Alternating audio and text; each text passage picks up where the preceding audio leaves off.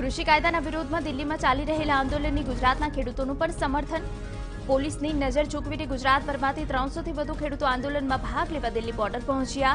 Delhi border પર ગુજરાતના ખેડૂતોએ આંદોલનના સમર્થનમાં ધરણા યોજ્યા. આંદોલનકારી ખેડૂતોએ એવો દાવો કર્યો છે કે હજુય અલગ અલગ ટુકડીઓમાં ગુજરાતના ખેડૂતો દિલ્હી બોર્ડર પર પહોંચી રહ્યા છે. ગુજરાતના ખેડૂતો આંદોલનમાં સક્રિય થતા રૂપાણી સરકારની ચિંતા વધી.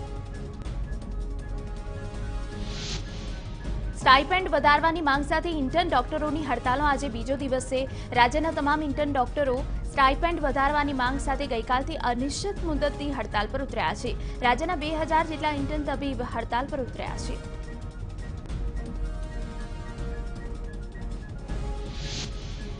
ઇન્ટર્ન ડોક્ટરોનું કહેવું છે કે કોરોના કાળમાં અન્ય રાજ્ય કરતાં તેમને ઓછું સ્ટાઇપેન્ડ મળે છે. હાલ સ્ટાઇપેન્ડ 12,800 રૂપિયા છે, જે વધારીને 20,000 કરવાની માંગ કરી છે. ઇન્ટર્ન ડોક્ટરોની હડતાળ પર ગુજરાત સરકારે ચીમકી ઉચ્ચારી છે. ડેપ્યુટી સીએમ નીતિન પટેલે ઇન્ટર્ન ડોક્ટરોની હડતાલને અયોગ્ય ગણાવી. નીતિન પટેલે કહ્યું કે જો હડતાળ ચાલુ રહેશે તો આ વિદ્યાર્થીઓની ગેરહાજરી પુરવાનું ચાલુ કરવામાં આવશે, જેથી પીજીમાં એડમિશન લેવામાં વિદ્યાર્થીઓને મુશ્કેલી પડશે. આજે વડાપ્રધાન મોદી કચ્છની એક દિવસીય મુલાકાત લેવાના છે. બપોર ભુજ એરપોર્ટ પર પહોંચીને તેઓ સીધા ધોરડો ખાતે જશે, જ્યાં 3 કાર્યક્રમનું વર્ચ્યુઅલ ખાતમુહૂર્ત કરવામાં આવશે. ખાબડના રણમાં સોલાર પ્રોજેક્ટ, માંડવી દરિયાકાંઠે ખારા પાણીને મીઠું બનાવવાનું પ્રોજેક્ટ અને અંજારમાં ડેરીના પ્રોસેસિંગ પ્લાન્ટનું ખાતમુહૂર્ત કરવામાં આવશે. વડાપ્રધાન દિલ્હીથી 11:30 વાગ્યે કચ્છ માટે રવાના થવાના છે અને 12:20 કલાકે ભુજ એરપોર્ટ પર પહોંચશે. 12:55 કલાકે તેઓ ભુજથી ધોરડો જવા હેલિકોપ્ટર મારફતે રવાના થશે. બપોરે 1:15 કલાકે ધોરડો પહોંચશે.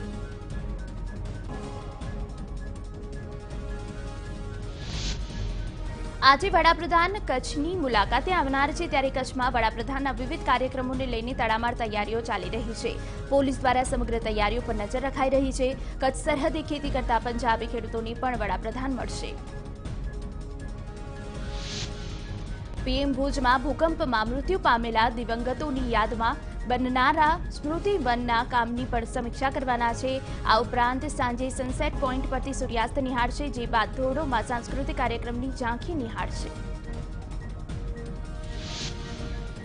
વડાપ્રધાન અગાઉ 14 ડિસેમ્બરના રોજ આવવાના હતા અને રાત્રિ રોકાણ ધોરડો ખાતે કરવાના હતા, પરંતુ તેમના કચ્છના પ્રવાસમાં છેલ્લી ઘડીએ ફેરફાર કરાતા તેઓ હવે માત્ર 5 કલાક જ કચ્છની મુલાકાત કરશે.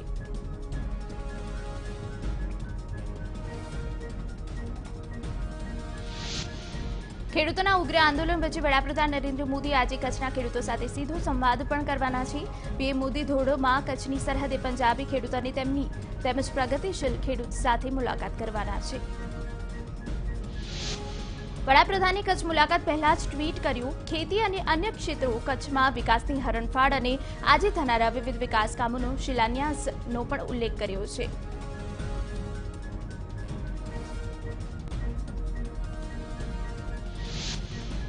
ઇન્ટર્ન તબીબોની હડતાલને લઈને નીતિન પટેલે કહ્યું છે કે ઇન્ટર્ન તબીબોની હડતાલ ગેરવાજબી છે. મેડિકલના વિદ્યાર્થીઓ ઇન્ટર્નશીપ ફરજિયાત હોય, જ્યારે અમે વિદ્યાર્થીઓને હૈયાધારણા આપી હતી, છતાં તેમને હડતાલ કરી.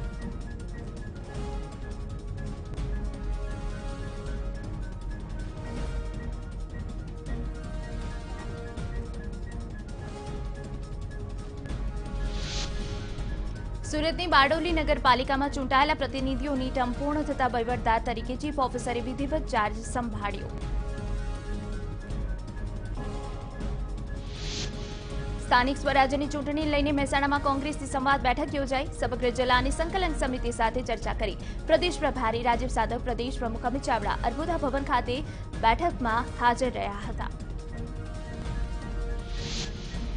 ગોધરામાં આજે સતત બીજા દિવસે પણ પીવાનું પાણી નહીં મળે. અમરાપુર ગામ પાસેથી પસાર થતી પાણીની મુખ્ય પાઇપલાઇનમાં ભંગાણ સર્જાયું છે.